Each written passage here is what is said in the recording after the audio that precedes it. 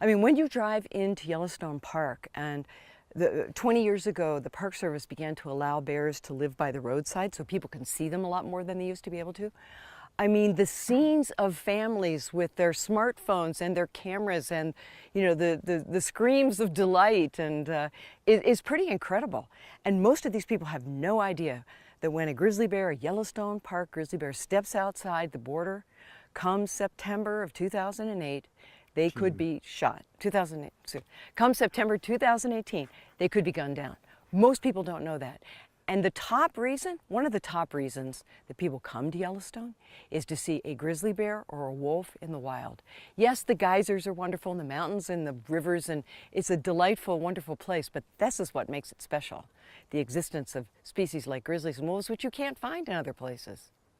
Well, I was terrified and delighted at the same time, and I was 17, coming down on a ridge in the evening and almost collided with this grizzly bear. And it was like this quick look. And the bear sped off, and I was stunned. And it was like somehow these mountains were not the same. These mountains are different because they have grizzly bears in it. And most of the landscape of the West is tame. Most of the landscape of the West in the mountains had grizzly bears, and Yellowstone is among the last 2% of what we have. So this is the only place you can get that kind of experience. But I think it's also, it'd be fair to say, a battle of worldviews. Yes, absolutely. And increasingly between a minority worldview, which is that legacy worldview of domination and use and violence, and a worldview held by an increasing majority of people in this country, which is more benevolent and compassionate and caring and generous. I was awarded $1.9 million for the losses of my oysters on my oyster leases.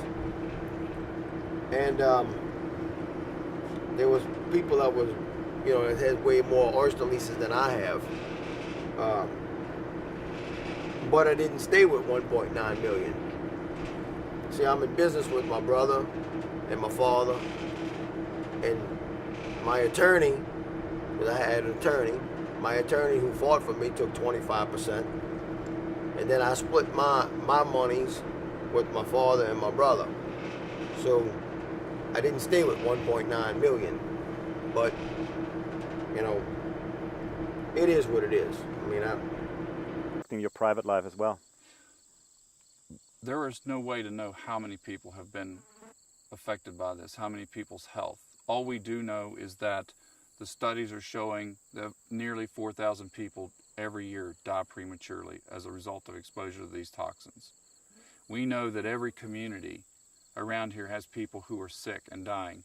We know that those studies say that we're more likely to have heart attacks. We're more likely to have birth defects. In fact, women who have children here are more likely to have a child with birth defects than a woman who smoked during her entire pregnancy.